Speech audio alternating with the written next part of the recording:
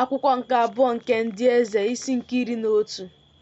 Mgbe Atalaya bụ nne Ahazaya hụrụ na nwa ya nwoke anwụọ, o bilie mee ka mkpụrụ niile ndị nwe alaeze laa n'iyi. Ma Jehosheba nwa nwaanyị eze bụ Joram nwanne nwaanyị Ahazaya nwere Joash nwa nwoke Ahazaya zupụ ya n'etiti ụmụ ndị ikom eze ndị a na-eme ka ha nwụọ. O were ya na nwaanyị na-enye ya ara tinye ha n'ime ụlọ nke ihe ndina. Ha wee zopụ ya n'ihu Atalaya wee ghara ime ka ọ nwụọ. O wee nọ n'aka ya n'ụlọ Jehova na-ezo onwe ya afọ 6. Atalaya wee bụrụ eze ala ahụ. Ma n'afọ nke 7 Joiada zigara chịta ndị isi osu niile nke ndị ikom ahụ nke ọgụ ndị ikom 5 ndị dịrị ndị Karait na ndị dịrị ndị ọgba ọsọ, o mee ka ha bịakwute ya n'ụlọ Jehova, ya na ha wee gbaa ndụ. O wee mee ka ha ṅụọ iyi n'ụlọ Jehova, o wee meekwa ka ha hụ nwa eze. O wee nye ha iwu sị, nke a bụ ihe unu ga-eme: 1/3 n'ime unu bụ ndị na-aba n'ime n'ụbọchị izu ike ga na-edebekwa ihe ndebe ụlọ eze. 1/3 ga-adịkwa n'ọnụ ụzọ ámá, so 1/3 ga-adịkwa n'ọnụ ụzọ ámá n'azụ ndị ọgba ọsọ. Unu ga-edebekwa ihe ndebe nke ụlọ a bụrụ ihe mgbochi. Ma ụsọ abụọ ahụ n'ime unu bụ ndị niile na-apụ apụ n'ụbọchị izu ike. Ha ga-edebekwa ihe ndebe ụlọ Jehova gburugburu eze. Unu ga-anọkwa eze gburugburu, nwoke ọbụla na ihe agha ya n'aka ya.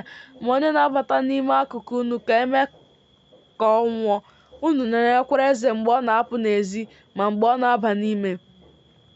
Ndị isi ụsụ ọgụ ndị ikom 5 wee mee dịka ihe nne si dị nke Joiada bụ onye nchụaja nyere n'iwu. Ha wee chịrị nwoke ọbụla ndị ikom ya bụ ndị na-aba n'ime n'ụbọchị izu ike, ha na ndị na-apụ apụ n'ụbọchị izu ike.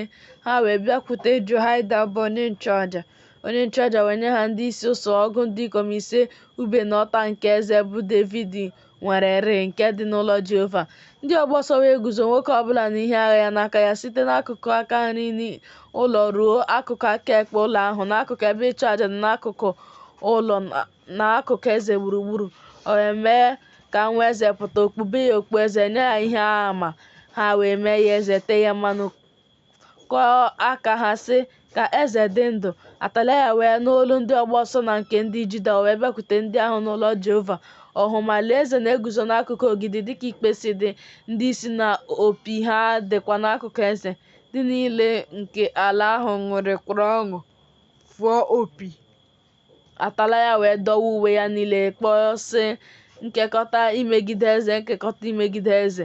Joiada bụ onye nchụaja wee nye ndị isi ụsụ niile nke ọgụ ndị ikom 5 iwu, bụ ndị nlekọta ụsụ ndị agha, sị ha, meenụ ka ọ pụọ baa n'etiti akụkụ, ma onye na-abịa so ya gaa n'azụ werenụ mma agha mee ka ọ nwụọ. N'ihi na onye nchụaja sịrị ka a ghara ime ka ọ nwụọ n'ụlọ Jehova.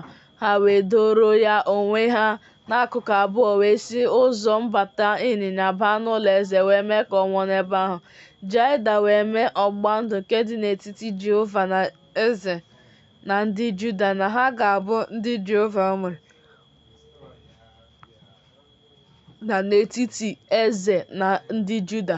Ndị niile nke ala ahụ wee baa n'ụlọ Baal, kwatuo ya, ebe ịchụ aja ya niile na ịnyịnya ya niile. Ha tụpịara ha nke ọma. Ha gbukwara Matan bụ onye nchụaja Baal n'ihu ebe ịchụ aja ahụ.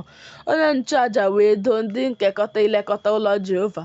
O wee chịrị ndị isi ụsụ ọgụ ndị ikom 5 na ndị Karet na ndị ọgba ọsọ na ndị niile nke ala ahụ. Ha wee mee ka eze si n'ụlọ Jehova rịda. Ha wee si ụzọ ọnụ ụzọ ámá ndị ọgba ọsọ baa n'ụlọ eze. O wee nọkwasị n'oche ndị eze. Ndị niile nke ala ahụ wee ṅụrịa ọṅụ. Obodo ahụ dịkwara jụụ. Ha wee were mma agha mee ka Atalaya nwụọ n'ụlọ eze. Jehoash gbara afọ 7 mgbe ọ malitere ịbụ eze.